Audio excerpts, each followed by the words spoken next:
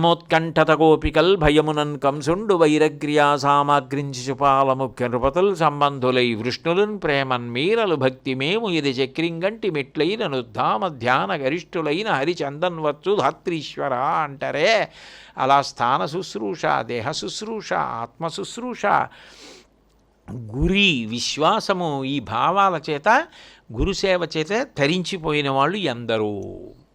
కాబట్టి అది ముడులు విప్పేస్తుంది. విశ్వగురు అన్న మాటకు అర్థం ఏమిటి? నిజానికి విశ్వముగా ఉండేవాడు ఎవరు?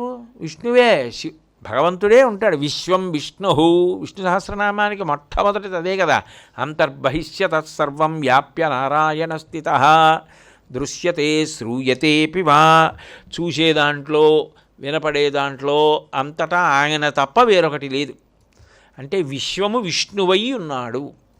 అటువంటి విశ్వబంధు అన్న మాటకు అర్థం ఏమిటంటే ఈ చరాచర జగత్తుగా కనపడుతున్నటువంటి అందరికీ కూడా శంకరాచార్యుల వారు గురువే. ఎప్పుడు? ఆయన శరీరంతో ఉన్నప్పుడు కాదు, ఇప్పటికీ ఎప్పటికీ ఆయన సాక్షాత్ అవతారం. కాబట్టి ఆ ఆర్తి ఉన్నవాళ్ళు ఎవరున్నారో, ఎవరు శంకరుల పాదములు భక్తితో అట్లా పట్టుకుంటున్నారో వాళ్ళకి అక్కర శంకరాచార్యులు వారు అవుతారు. వాళ్ళని ఆయన ఉద్ధరించి తీరుతారు. కాబట్టి గురువు విషయంలో ఏ భక్తి ఉంటుందో అదే భగవంతుడి విషయంలోనూ ఉంటుంది. గురుభక్తికి భగవద్భక్తికి తేడా ఏం ఉండదు. రెండిటి మధ్య దృష్టికోణంలో అసలు తేడా రాకూడదని చెప్తుంది శాస్త్రం. భగవంతుడైతే నువ్వు ఏ గౌరవ భావంతో ఉంటావో అది భక్తి. గురువు విషయంలో కూడా అదే భావన ఉండడం భక్తి. దాని గురించి మాట్లాడుతూ శ్వేతాశ్వతర ఉపనిషత్ అని ఆ ఉపనిషత్తు ఒక మాట చెప్తుంది గురుభక్తి గురించి.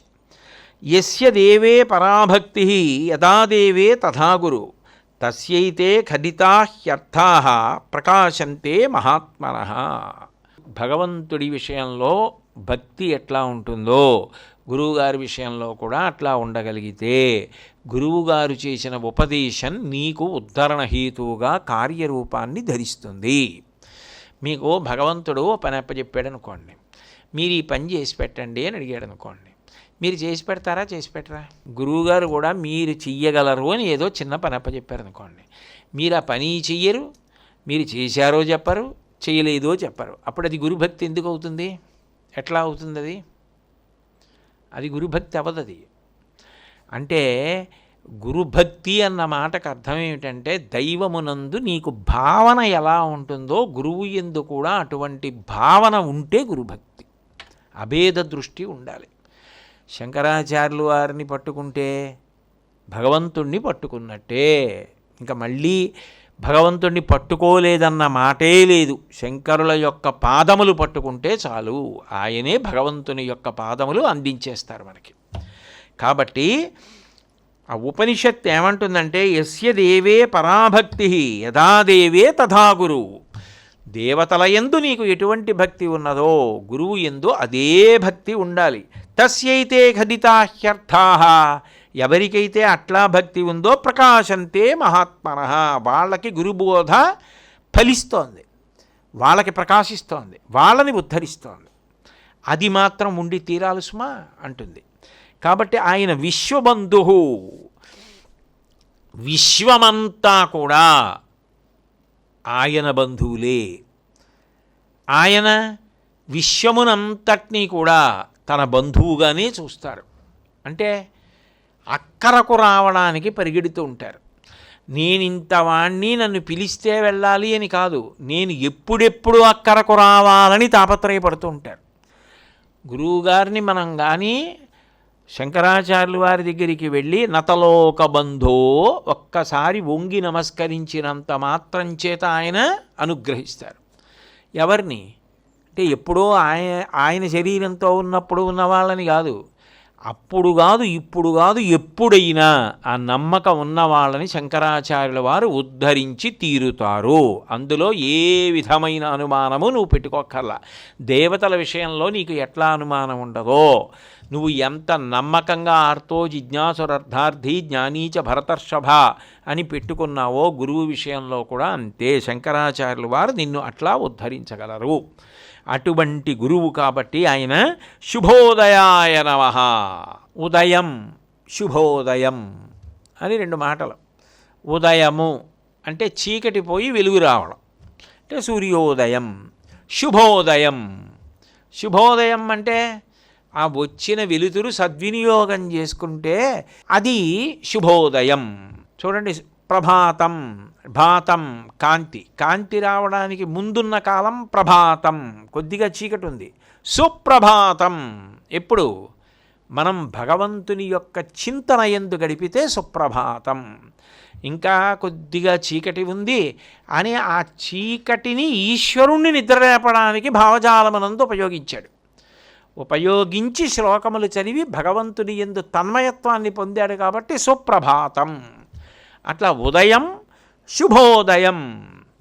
తెల్లవారినది, సూర్యుడు వస్తాడు. సూర్యుడు వచ్చాడంటే ఉదయించారు అని గుర్తు. ఉదయిస్తే ఏమవుతుంది? సమస్త ప్రాణులకు జాగృతి కలుగుతుంది. ఇంద్రియములన్నీ పనిచేయడం మొదలెడతాయి, మనసు పనిచేయడం మొదలెడుతుంది. కాబట్టి తెలివిలోకి వచ్చాడు అంటారు కదా. తిక్కన గారు ఏదో భారతంలో వర్ణిస్తారు.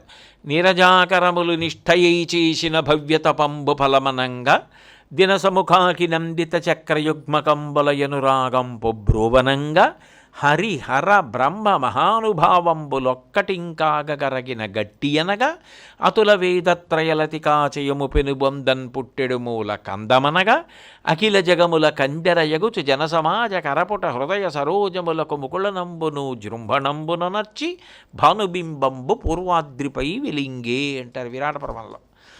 నీరజాకరములు నిష్ఠయై చేసిన భవ్యతపంబు ఫలమనంగా, ఆ తామర మొగ్గలు రెండు చేతులు ఎత్తిలా నమస్కారం పెడుతున్నట్టుగా అలా ఉండిపోతే మొగ్గ సూర్యకిరణం పడగానే తామర పువ్వులు వికసించాయి. అట్లాగే దినసముఖాకి నందిత చక్రయుగ్మకంబులయనురాగంపు బ్రోవనంగా, చక్రవాక పక్షులకి ఆ భర్త మీద భార్యకి, భార్య మీద భర్తకి విశేషమైనటువంటి ప్రీతి. కానీ వాటికి చీకటి పడితే కళ్ళు కనపడవు. అందుకని ఒకదానికి ఒకటి దూరం అయిపోయి అలమటిస్తాయి. ఏవి అని భర్త ఏడని ఆవిడ, భార్య ఏదని ఈయన అలమటిస్తాయి. సూర్యోదయం అవగానే కళ్ళు కనపడి ఎంతో సంతోషంగా ఒకటి పక్కన ఒకటి చేరి కూకువులు ఆడుకుంటూ కబుర్లు చెప్పుకుంటాయి.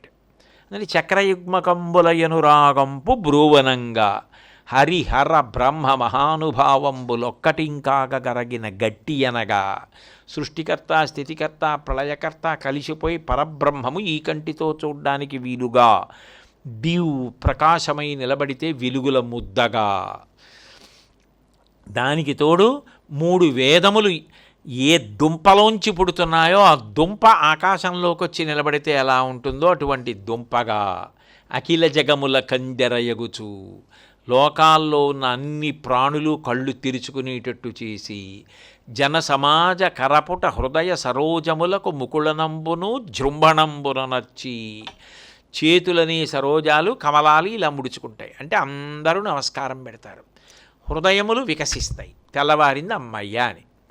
అలా ముకుళనంబును జృంభణంబును నర్చి భానుబింబంబు పూర్వాద్రిపై వెలింగే. అది సూర్యోదయం. భానుబింబం తూర్పు కొండ మీదకు వచ్చింది. అయితే ఈ తెల్లవారడం ఆయుర్దాయం పోయింది. ఎందుకని? రేపు తెల్లవారింది అనుకోండి, మనందరం ఆయుర్దాయంలో రాత్రి అయిపోయిందా?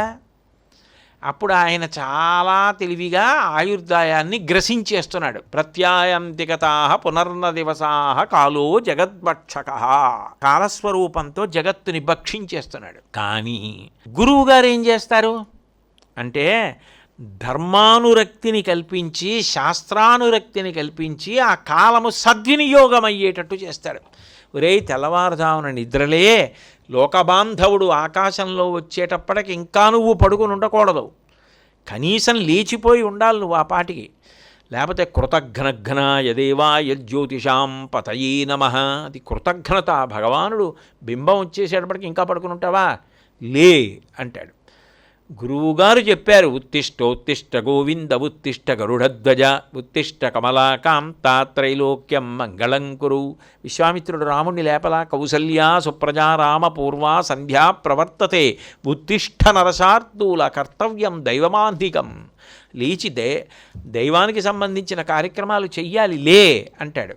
అట్లా ధర్మాన్ని గురువుగారు చెప్తారు.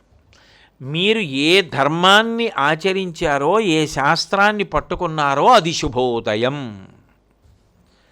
కాకుండా తెల్లవారింది, లేచాం, ఈ భోగం అనుభవించామా, ఆ భోగం అనుభవించామా, కాలము హరణమైపోయింది, జీవితము వ్యర్థమైపోయింది.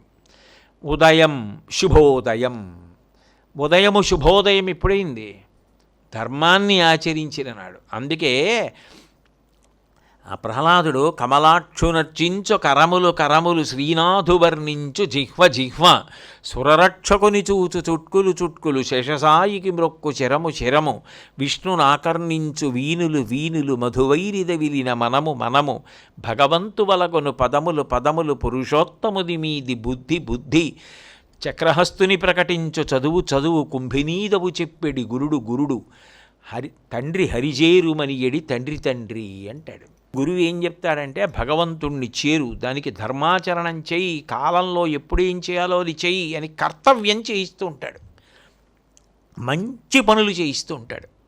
చేయిస్తాడు కాబట్టి కాలము సద్వినియోగం అవుతోంది, జీవుడికి ఉద్ధరణ కలుగుతోంది. కాబట్టి శుభోదయంగా మార్చడం ఎవరు చేస్తారు? గురువుగారు చేస్తారు. ఉదయంగా ఎవరు చేస్తారు? తన కర్తవ్యంగా సూర్యుడు చేస్తాడు. అందుకని శంకరభానవే, సూర్యుడి పక్కన ఇంకొక సూర్యుడు. నిజానికి ఆ సూర్యుడు అలా కాంతినిస్తుంటే ఈ సూర్యుడు జ్ఞానమన్న కాంతిని విరజిమ్ముతున్నాడు. కాబట్టి శంకరభానవే, ఆయన్ని కూడా సూర్యుడనే అన్నారు. ఆ సూర్యుడు ఉదయం అయితే అన్నం పెడతాడు. ఎందుకని? సూర్యకిరణములు పడితే అప్పుడు ఆ మొక్కలన్నీ కూడా ఏం చేస్తాయి? పత్రహరితము, ఆకులలో ఆకుపచ్చని ఆహార పదార్థాన్ని తయారు చేసుకుంటే, అది కాదు మనం కాయలు పిందెలు పళ్ళు అన్నీ కూడా తింటున్నాం. ముందు శాకాహారం తినే ప్రాణులు తింటే వాటి మాంసాన్ని మాంసాహారులు తింటాయి. కాబట్టి ఆరణ్య పర్వంలో మహాభారతంలో ధౌమ్యుడు సూర్యోపాసన చెప్పినప్పుడు ధర్మరాజు గారికి ధౌమ్యుడు చెప్తాడు, ముందు శాకాహారం తినే ప్రాణులు బ్రతకాలి, అందుకని అన్నప్రదాత ఆదిత్యుడయ్యాడు. అవి ముందు శాకాహారం వాటికి పెడితే అవన్నీ బాగా తిని బలిస్తే వాటిని పులులు సింహాలు తిని అవి సంతోషిస్తాయి. ముందు శాకాహారం ప్రధానం, అది సూర్యుడి మీద ఆధారపడింది. కాబట్టి అవి లేదనుకోండి, శాకాహారం తినే ప్రాణులు లేవనుకోండి, అప్పుడు మాంసాహారం తినే ప్రాణులు వేటిని తింటాయి? అవి గడ్డిని దుంపల్ని అవి తినవు. ముందు అవి తిని బలిసేవి కావాలి, అప్పుడు అన్నిటికీ ఆహారం లభిస్తుంది. కాబట్టి అందరికీ అన్నప్రదాత ఆదిత్యుడు, అన్నం ఆయన పెడతాడు. అన్నం పెడితే ఏం పెరుగుతుంది? స్థూల శరీరం పెరుగుతుంది. లోపల జ్ఞానమును ఎవరిస్తారు? భక్తి వైరాగ్యాలు గురువుగారు ఇస్తారు. కాబట్టి ఉదయం చేసి అన్నం పెట్టేది సూర్యుడైతే భక్తి జ్ఞాన వైరాగ్యములను ఇచ్చేవాడు గురువన్న సూర్యుడు. అది శుభోదయం. అట్లాగే ఆరోగ్యాన్ని, ఈ శరీరం ఆరోగ్యంగా ఉండేటట్టు, దీనికి శక్తి ఉండేటట్టు చేసేవాడు సూర్యుడు. ఆరోగ్యం భాస్కరాదిచ్చేత్, సూర్యుని యొక్క అనుగ్రహం చేత ఆరోగ్యం ఉంటుంది. అప్పుడు ఆరోగ్యంగా ఉన్నాడనుకోండి, ఉదయం అయింది, ఆ శరీరంతో ఏదైనా పని చేస్తాడు. కాదు, ఆరోగ్యంగా ఉండడం ఒక్కటి కాదు, దాన్ని సద్వినియోగం చేసుకోవడం. శక్తి లోపల తయారవుతోంది ఈశ్వరానుగ్రహంతో, తిన్నది శక్తిగా మారుతోంది. శక్తి ఏర్పడడం ఒక్కటి కాదు, ఆరోగ్యంగా ఉండడం ఒక్కటి కాదు ప్రధానం. ఉండి ఏం చేశావు? ఆరోగ్యంగా ఉన్నావు. ఆరోగ్యంగా దేనికి ఉండాలి? ధర్మాచరణ కొరకు ఉండాలి. సత్తువ దేనికి ఉండాలి? 10 మందికి ఉపకారం చేయడానికి ఉండాలి. సత్తు ఉంది, 10 మందిని బాధ పెట్టావు. ఆరోగ్యం ఉంది, చేసిన పని ఏమీ లేదు. అప్పుడు దేనికవి? అప్పుడు శరీరము శక్తి దేనికి ఉపయోగించాలో చెప్పినవాడెవరు? గురువు. అది శుభోదయం. సూర్యుడు ఏం చేస్తాడు? కర్మసాక్షి, మనం చేసే కర్మలన్నిటినీ సాక్షిగా చూస్తూ ఉంటాడు. గురువుగారు ఏం చేస్తారు? సూర్యుడు చూసి సంతోషించి మనకి మళ్ళీ సుఖములను ఇవ్వడానికి వీలైన సత్కర్మలను చేయిస్తాడు. లోపల అజ్ఞానమన్న చీకటిని తీసి జ్ఞానమనేటటువంటి సూర్యుణ్ణి ఉదయింపజేస్తాడు. అందుకని శుభోదయం. సమయోచిత కర్మలు సూర్యుణ్ణి ఆధారం చేసుకునే నడవాలి, కాలాన్ని ఆధారం చేసుకొని నడుస్తాయి. సూర్యుడు బింబం ఉదయిస్తుంటే ఇదిగో ఇది చెయ్యాలి, నడినెట్టి మీదకి వస్తే ఇది చెయ్యాలి, సూర్యాస్తమయం ఇది చెయ్యాలి, సూర్యుడు అస్తమించిన తరువాత ఇది చెయ్యాలి. అది ఏది చెయ్యాలో చెప్పేవాడు ఎవరు? గురువు. అది శుభోదయం. కాలం సూర్యుడి మీద ఆధారపడింది. ఆయన గమనము కాలము. ఆయన వెళ్ళిపోతున్నాడు అనుకోండి, కాలం వెళ్ళిపోతుంది. ఆ కాలంలో ప్రాణులు పుడుతున్నాయి, ఆ కాలంలో ప్రాణులు పడిపోతున్నాయి. గురువు మళ్ళీ ఆ కాలములో ఇక రావలసిన అవసరాన్ని తీసేస్తున్నాడు, కాలాతీతుణ్ణి చేస్తున్నాడు. అది శుభోదయం. కాబట్టి కాలమునందు 3 అవస్థలు ఏర్పాటు చేస్తాడు భగవంతుడు. జాగ్రత్త, స్వప్న, సుషుప్తి. జాగ్రత్త ఇంద్రియములు మేల్కొంటాయి, మనసు మేల్కొంటుంది, బుద్ధి మేల్కొంటుంది, ఏవేవో పనులు చేస్తూ ఉంటాడు. ఈ 3 అవస్థలు దాటిపోయిన 4వది తురీయం, సాక్షిగా ఉండగలగడం జ్ఞానంలో. అటువంటి జ్ఞానమునకు తీసుకెళ్ళగలిగిన వాడెవరు? గురువు. అది శుభోదయం. అప్పటి వరకు కాలంలో ఉదయాలంతే. శుభోదయం అన్నమాట జీవితంలో అన్వయమైతే అది గురువుగారి వల్లే. కాబట్టి శుభోదయం. దాని గురించి ఆ గురువు యొక్క గొప్పతనం గురించి చెప్తూ శంకర భగవత్పాదులే ఓ మాట అంటారు. తథాయమాత్మవద్భాతి జాగ్రద్దేహస్తు జాగరాత్ జాగ్రద్దేహ వినాశేన ఆత్మా నశ్యతి కర్హిచిత్. ఆత్మబోధ అని అందులో అంటారు. మనకి మెలకువ కలుగుతుంది. మెలకువ ఎప్పుడు కలుగుతుంది? ఉదయం అవగానే. మెలకువ కలగగానే ఇది శరీరం, ఇది నేను, దీంతో ఏదో చెయ్యాలి అని అనిపిస్తుంది. దీంతో ఏదో చెయ్యాలి అని అనిపిస్తుంది, నిజమే. కానీ ఇది ఆత్మలా కూడా కనిపిస్తుంది. ఈ నేనే ఆత్మ అని అనిపిస్తుంది. కానీ యథార్థానికి ఇది నశించిపోయినా కూడా ఆత్మ మాత్రం నశించిపోదు, అట్లాగే ఉండిపోతుంది. అది చెప్పేవారు ఎవరు? అది చెప్పి ఆ స్థాయికి తీసుకెళ్ళి అనుభవంలోకి తీసుకురాగలిగిన వాడు ఎవరు? అది శంకరాచార్యులు వారు. కాబట్టి శుభోదయం ఎవరు చేస్తారు? ఆయన చేస్తారు. కాబట్టి అది జ్ఞానం, అవస్థాతీత స్థితి. లేకపోతే షడూర్ముల చేత పాశబద్ధుడైపోతాడు. అందుకే గురువుగారు చేసేది ఏమిటి అంటే ధన్యుణ్ణి చేస్తారు. ఎప్పుడు ధన్యుడయ్యాడో అవి శుభోదయాలు. ధన్యుడు ఎప్పుడవుతాడు? ఆయనే ధన్యాష్టకం అని చేశారు. చేసి ధన్యుడు ఎప్పుడవుతాడో చెప్పారు. అజ్ఞాన పంక పరిమగ్నమపేతసారం దుఃఖాలయం మరణ జన్మ జరావసక్తం సంసార బంధనమనిత్యమవేక్ష్య ధన్యా జ్ఞానాసిన తదవశీర్య వినిశ్చయంతి. అజ్ఞానమనే బురదలో కూరుకుపోయి సారము లేనటువంటి జన్మలు ఎత్తి ఎత్తి ఎత్తి ఎన్ని జన్మలెత్తినా 6 ఊర్ములే.